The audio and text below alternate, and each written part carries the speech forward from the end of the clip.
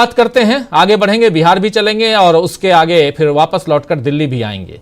लेकिन पहले नरेंद्र मोदी इसी दिल्ली में पॉडकास्ट या एक इंटरव्यू देते हैं निखिल कामत को। कल हम लोगों ने बात की और उस समय कल हमने बताया कि नरेंद्र मोदी वापस लौट आए हैं, ऊपर चले गए थे, वापस लौट के आए, भगवान बन गए थे, अब इंसान हमारे आपकी तरह बन गए हैं फिर से।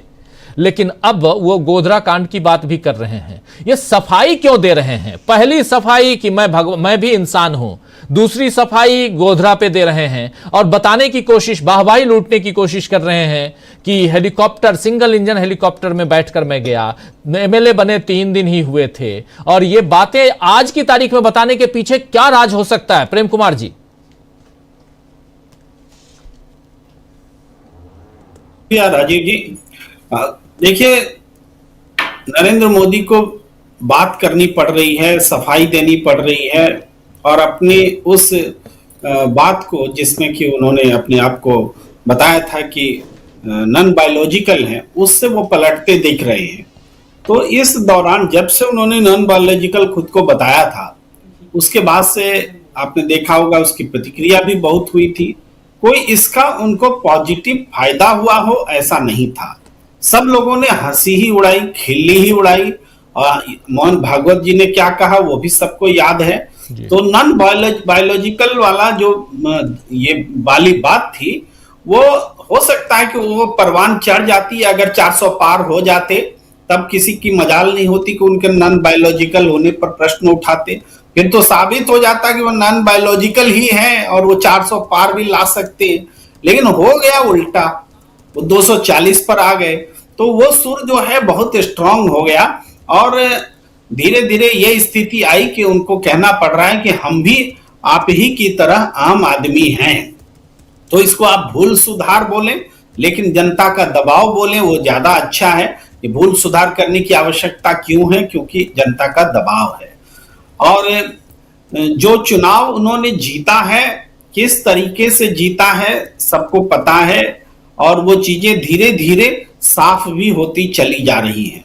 दिल्ली के विधानसभा चुनाव में आज जिस तरीके से बातें सामने आई हैं कि जो सरकारी आवास है, सांसद का आवास है, मंत्री का आवास है, वहां पर भी एक घर से 40-40, 45-45 वोटर निकल रहे हैं। तो अब तो यही सुनना बाकी रह गया है ना कि प्रधानमंत्री नरेंद्र मोदी जी के भी घर से 2 दर्जन या 3 दर्जन आईडी, वोटर आईडी मिलता दिखे। अब यही सुनना बाकी रह गया है।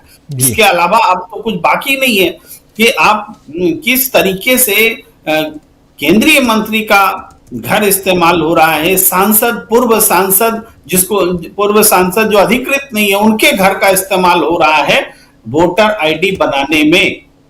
अब बताइए, जिस पूर्व सांसद का घर अधिकृत नहीं है वहां 2 दर्जन से ज्यादा वोटर आईडी कैसे बन रहे हैं? यानी अधिकृत होता है ना, वोटर आईडी बनना यानी एड्रेस भी होता है हमारा।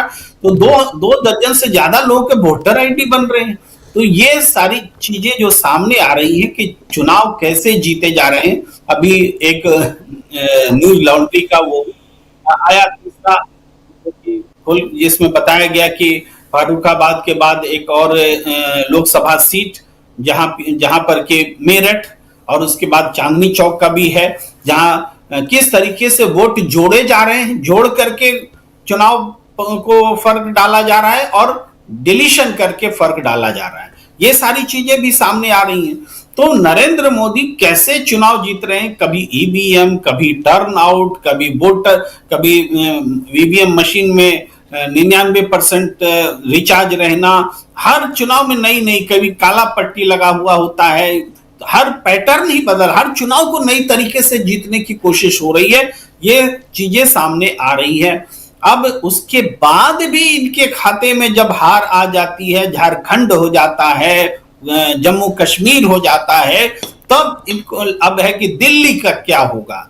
दिल्ली क्या हरियाणा और महाराष्ट्र बनेगा या फिर दिल्ली झारखंड बनकर के सामने आएगा? ये भी एक प्रश्न है। दिल्ली में जिस तरीके से नंबर ऑफ वोट्स बढ़े हैं तो उसको लेकर के चिंता होती है। मोदी जी जो इस अवतार में आ रहे हैं आम आदमी की तरह, दरअसल वो सहानुभूति पाने की कोशिश कर रहे हैं। जो बीते दौर में उन्होंने खो दिया है अपने आचरण से, अपनी तानाशाही से, अपनी राजनीति से, उन्होंने बहुत कुछ खोया है। जनता की क्रेडिबिलिटी, सहानुभूति, सारी चीजें खोई हैं। तो उसको फिर से हासिल करने के लिए वो आम जनता बनकर के खुद को पेश कर रहे हैं। लेकिन जब ये इंटरव्यू चल रहा है तो क्या लोगों को वो इंटरव्यू याद नहीं आता है जिसमें जब उनसे सवाल पूछा गया था कि दंगे में मुसलमान मारे जा रहे थे तो क्या फीलिंग थे, तो उन्होंने कहा था कि कार चलाते समय सामने अगर पिल्ला आ जाता है तो उसकी परवाह कैसे की जा सकती है। मुसलमानों की तुलना उन्होंने पिल्ले से की थी। वो बातें भी याद आएंगी, ऐसा तो नहीं है कि याद नहीं आएंगी। तो ये इंटरव्यू दरअसल वो पॉडकास्ट नाम दे दिया कि मुझे तो आज भी तक नहीं पता, आप ही बताएंगे कि पॉडकास्ट और 1-to-1 इंटरव्यू में फर्क क्या होता है। मुझे अभी तक समझ में आया नहीं है, हो सके उसकी टेक्निकलिटीज हमें बताइएगा, हम समझेंगे कि दोनों में फर्क क्या होता है। देखिए राजीव जी, इसको हम बिल्कुल अलग तरीके से देखते हैं जी। हमारा ये मानना है कि पंजाब में क्या इसी तरीके से आम आदमी पार्टी और कांग्रेस मिल करके लड़ सकती है चुनाव? क्या बात होनी चाहिए थी केजरीवाल और राहुल गांधी के बीच में पंजाब में? वही उत्तर दिल्ली के लिए भी है। कहीं भी देखिए अपोजिशन का एक स्पेस होता है और अपोजिशन कहीं भी 30-35% वोट उसके पास होता है। बीजेपी कभी इस वोट से बढ़ ही नहीं पाती है दिल्ली में। वो नेचुरली कांग्रेस ने अपोजिशन का दर्जा बीजेपी को दे दिया है। लो तुम विपक्ष हो, 30-35 वोट पर तो तुम्हारा पक्का है। और दिल्ली में सत्ता 2 है, अपोजिशन है ही नहीं। अपोजिशन है ही नहीं, विपक्ष विहीन दिल्ली है। क्यों? क्योंकि कांग्रेस को लगता है या बहुत सारे लोग कि बीजेपी आ जाएगी, भाई आम आदमी पार्टी को जीतने का अवसर दो, गठबंधन जीतेगा। गठबंधन कोई नहीं जीतेगा, आम आदमी पार्टी जीतेगी। अगर कांग्रेस साइलेंट हो जाएगी जैसे पहले चुनाव में हुई थी, पिछले चुनाव में लिमिटेड ढंग से लड़ेंगे और ये मैसेज दे के लड़ेंगे बातचीत चल रही है, मिल सकते हैं। अरविंद केजरीवाल ने क्यों कह दिया कि इंडिया दिल्ली में कोई गठबंधन नहीं है? उम्मीदवारों की घोषणा की उन्होंने, उनको उस समय याद नहीं आया, उनको समझ में नहीं आया। लेकिन जैसे ही कांग्रेस ने चुनाव लड़ने का फैसला किया, दिल्ली की जनता को दिखा कि अपोजिशन आ रहा है, अपोजिशन अपने पैरों पर खड़ा होने की कोशिश कर रहा है। दिल्ली में एलजी की सरकार है, गृह मंत्रालय की सरकार है, यानी बीजेपी की सरकार है, और केजरीवाल से ताकतवर सरकार है दिल्ली में निर्वाचित होने के बावजूद। जो तो बीजेपी की एंटी इनकम्बेंसी कहां जाएगी? अपोजिशन आएगी नहीं। थोड़ा आगे आम आदमी पार्टी उनके खिलाफ में एंटी इनकम्बेंसी है। कांग्रेस ने जाकर के केस भी किया उस घोटाले की जो चर्चा होती है। तो उस स्तर पर दिल्ली के जमीन पर विपक्ष की भूमिका में थोड़ा बहुत, जब कभी भी दिल्ली प्रदेश कांग्रेस आना चाहती है, विरोध प्रदर्शन करना चाहती है, ये इंडिया गठबंधन आ जाता है। और इंडिया गठबंधन तब नहीं आता है जब गोपाल राय 6 महीना पहले बोल देते हैं लोकसभा चुनाव के बाद में कि दिल्ली में इंडिया गठबंधन नहीं है। अरविंद केजरीवाल बोल देते हैं कि दिल्ली में इंडिया गठबंधन नहीं है। जब जैसे आप यकीन मानिए, जैसे कांग्रेस ने चुनाव लड़ने की ठानी और जबरदस्त तरीके से उम्मीदवारों की घोषणा की, पहले लेवल पर वे मुख्यमंत्री के खिलाफ लड़ेंगे, अरविंद केजरीवाल के खिलाफ लड़ेंगे, किसी सबके खिलाफ मजबूत कैंडिडेट दिए, चुनाव बदल गया। और जब से ये चर्चा चली है कि भाई इंडिया गठबंधन 2024 के लोकसभा चुनाव तक था, उसके बाद से यकीन मानिए मतलब दिल्ली की जमीन पर एक जबरदस्त उत्साह है, इसलिए कि दोनों एंटी इनकम्बेंसी के खिलाफ में जनता कांग्रेस का वेलकम करने के लिए बैठी हुई है।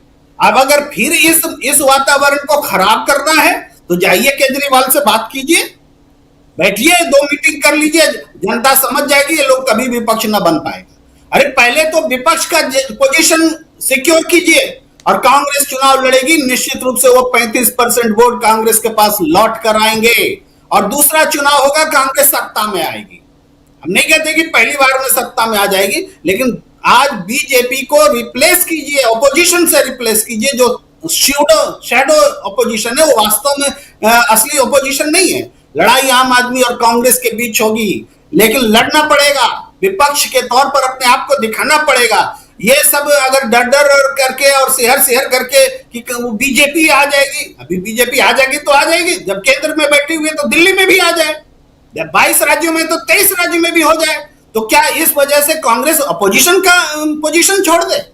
ये मैं साफ तौर पर कह रहा हूं कि कांग्रेस ने अगर ठान लिया कि हमें अपने दम पर लड़ना है, तो बीजेपी विपक्ष भी नहीं रहेगी, वो तीसरे नंबर पर जाएगी।